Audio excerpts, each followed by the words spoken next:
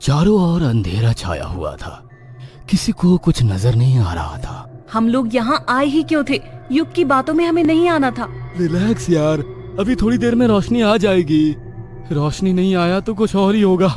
हम लोगों ने ये ठीक नहीं किया। कूल डाउन, हमारे मोबाइल की फ्लैश लाइट ऑन करते हैं, अभी रोशनी हो जाएगी। मगर ये क्या, चारों में से किसी का भी मोबाइल काम नहीं कर रहा था। प्रज्ञा, योग, रैना और राज चारों बहुत अच्छे ऑफिस कलीग थे। चारों को घूमने फिरने और आउटिंग करने का बहुत ज्यादा शौक था। आने वाला वीकेंड 4 दिनों का है, क्यों ना हम लोग कहीं घूमने चले? हाँ हाँ, क्यों नहीं। बताओ कहाँ चलना है?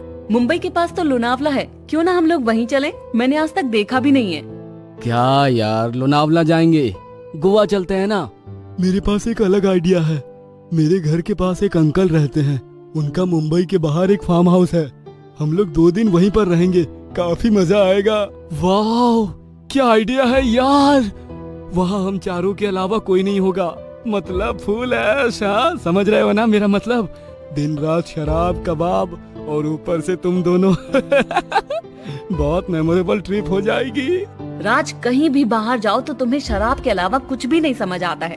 राज जाता ही इसलिए है, आनंद, परम आनंद लेने।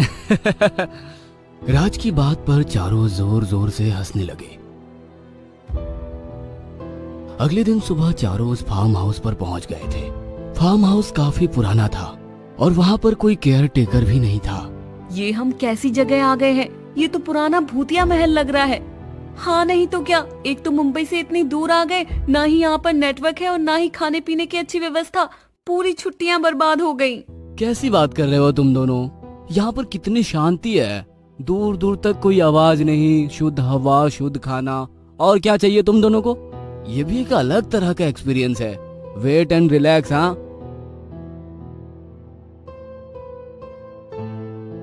उन्होंने जैसे तैसे दिन गुजारा और रात को उन लोगों ने फार्म हाउस की पोच में फायर का इंतजाम किया। लड़कियां दोनों एक दूसरे से बात करने में मग्न थी और लड़के हाथ में बियर की बोतल लेकर अचानक एक दूसरे की ओर मुस्कुराकर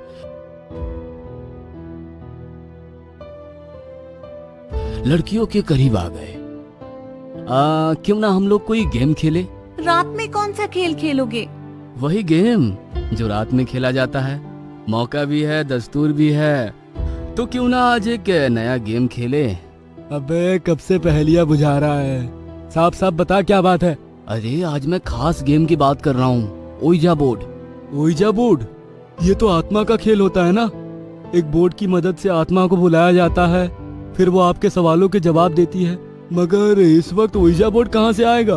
अरे बहुत ही सिंपल है। एक नॉर्मल से बोर्ड पर हम लोग ABCD और 0 से लेकर 9 तक डिजिट लिख लेंगे और उसके बाद हम चारों मिलकर आत्मा को बुलाएंगे। वो हमारे सारे सवालों के जवाब दे देगी। क्या बकवास लगा रखी है? हम लोग इस गेम के बजाय ट्रूथ एंड डेयर भी खेल सकते हैं। अरे ट्रूथ और डेयर में सभी लोग झूठ बोलते हैं और ये गेम तो अभी बच्चे खेलते हैं। बी मैच्योर यार, कुछ बड़े वाले गेम खेलते हैं ना। प्रज्ञा और रैना के मना करने के बावजूद दोनों लड़के नहीं माने। अब तुम लोग मान ही नहीं रहे हो तो जरा बताओगे इस गेम को कैसे खेलते हैं? और यदि सच में आत्मा आ गई तो उसे वापस भेजने का तरीका पता है? क्या तुम भी इन सब बातों में यकीन करती हो? आत्मा कुछ नहीं होती यार, ये तो केवल एक फन गेम है। आत्मा आ भी जाएगी तो यहीं रह जाएगी हमारे साथ। पहले आने तो दो, फिर उसे वापस भेजने के बारे में सोचेंगे। प्रज्ञा, तुम लोग डरो मत। केवल एक बोर्ड पर हम सब लोग उंगलियां और एक सिक्का रखेंगे। पूरे अंधेरे में 4 मोमबत्ती जलाकर आत्मा को बुलाएंगे और यदि आत्मा सच में आ जाएगी तो वो हमारे सवालों का जवाब देगी। Sounds interesting, let's start the game. Raj ने तुरंत ओइजा बोर्ड बनाया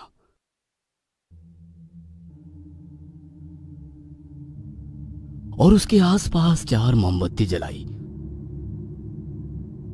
और सिक्के पर हाथ रखकर आत्मा को बुलाने लगा। हमारे आसपास कोई भी आत्मा हो तो यहाँ आओ, हमारे आसपास कोई भी आत्मा हो तो यहाँ आओ और आकर हमारे सवालों के जवाब दो। राज के पीछे पीछे तीनों यही दोहरा रहे थे। हमारे आसपास कोई भी आत्मा हो तो यहाँ आओ, हमारे आसपास कोई भी आत्मा हो तो यहाँ आओ और आकर हमारे सवालों के जवाब दो। मगर ना तो सिक्के की कोई हलचल हुई और ना ही कुछ ऐसा महसूस हुआ कि आत्मा आई हो। अचानक राज गेम छोड़कर अपनी जगह से खड़ा हो गया। क्या बकवास है यार, पिछले 10 मिनट से हम आत्मा को बुला रहे हैं, आत्मा ने आना तो दूर अपने होने का सबूत भी नहीं दिया। मैं तो कह रहा था ऐसा कुछ नहीं होता, मगर तुम्हें ही गेम खेलने का था। चलो कोई बात नहीं, थोड़ा सा टाइम पास तो हो गया। युग के कहने पर दोनों लड़कियां भी अपनी जगह से खड़ी हो गई और वे लोग अपने कमरे की ओर जाने लगे। मगर अचानक सिक्के में हरकत होने लगी और सिक्का एक जगह से दूसरी जगह मूव हो रहा था। प्रज्ञा को शायद इस बात का एहसास हुआ और उसने पलटकर देखा तो सिक्का मूव कर रहा था। उसने तुरंत उन तीनों को ये बात बताई। देखो सिक्का हिला, मैंने अभी अभी देखा, सिक्का अपनी जगह से हिला। बाकी तीनों ने देखा तो सिक्का अपनी जगह पर ही था। तो तीनों ने उसकी बात पर विश्वास नहीं किया और सब लोग अपने अपने कमरे में चले गए। आधी रात को प्रज्ञा की नींद खुली तो उसने देखा कमरे में पानी नहीं था। उसने युग को उठाने की कोशिश की तो युग दूसरी ओर करवट लेकर सो गया। प्रज्ञा खुद उठकर पानी लेने किचन की ओर गई तो उसे महसूस हुआ कि लिविंग रूम में कुछ हलचल हो रही है। वह पानी का जग वहीं डाइनिंग टेबल पर छोड़कर लिविंग रूम की ओर आई तो उसने देखा रैना सोफे पर बैठी रो रही थी। उसे समझ नहीं आया कि आखिर क्या हो गया, क्यों रैना रूम के बाहर आकर रो रही है। वह तुरंत उसके पास गई और उसने उसके कंधे पर हाथ रखा। प्रज्ञा के हाथ रखते ही रैना ने गर्दन उठाकर ऊपर देखा तो उसकी आंखें देखकर प्रज्ञा की चीख निकल गई। उसकी आंखों की जगह खाली थी, वहां पर गड्ढे थे और उसका पूरा शरीर सफेद पड़ चुका था। प्रज्ञा की चीख सुनकर रैना, युग और राज तीनों वहां आ गए। क्या हुआ प्रज्ञा, इतनी जोर से क्यों चिल्लाई? वो रैना। क्या हुआ है रैना को? वो तो अच्छी भली खड़ी है। युग के कहने पर प्रज्ञा ने जैसे ही रैना को देखा वो हैरान रह गई। रैना सही सलामत उसके सामने खड़ी थी। उसने पलटकर सोफे पर देखा तो वहां कोई नहीं था। ये कैसे हो सकता है? रैना तो अभी यहाँ थी। क्या बोल रही हो तुम? मैं और रैना तो अभी ऊपर के कमरे से आए हैं। अभी थोड़ी देर पहले हम लोग ओइजा गेम के बारे में बात कर रहे थे ना, शायद इसलिए तुमने कोई डरावना सपना देखा होगा। कोई बात नहीं, अभी जाकर आराम करो, सुबह इस बारे में बात करेंगे।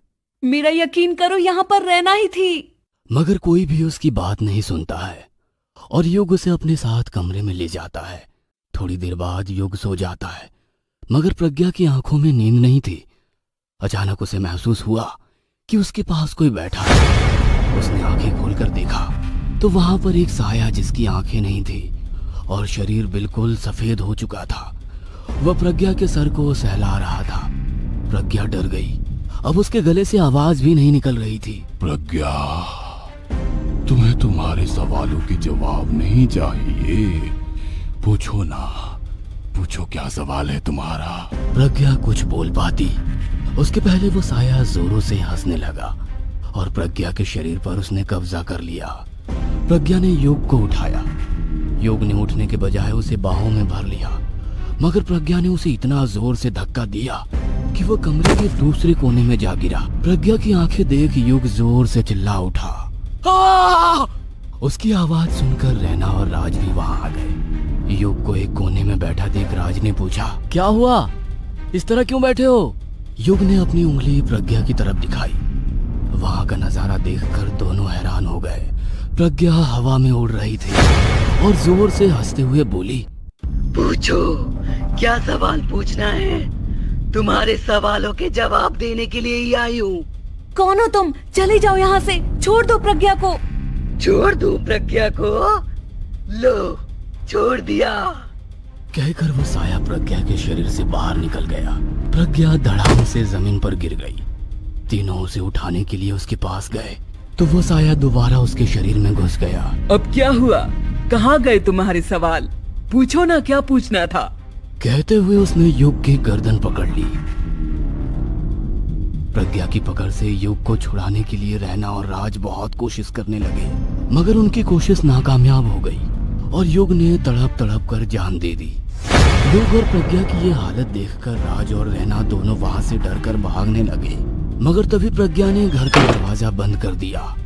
योग और प्रज्ञा दरवाजे खोलने की कोशिश करने लगे, मगर दरवाजा खुलने का नाम ही नहीं ले रहा था।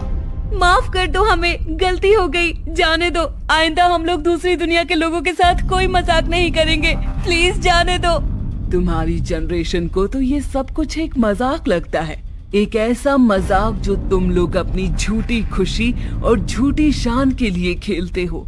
मगर कभी सोचा है इस तरह आत्मा को बुलाने से वो इस लोक और उस लोक के बीच में फंस जाती है, उसे मुक्ति भी नहीं मिल पाती। अब तुम चारों भी अपनी मुक्ति के लिए तड़पोगे। अचानक से उस घर से जोरदार चीख निकलती है और सब कुछ शांत हो जाता है।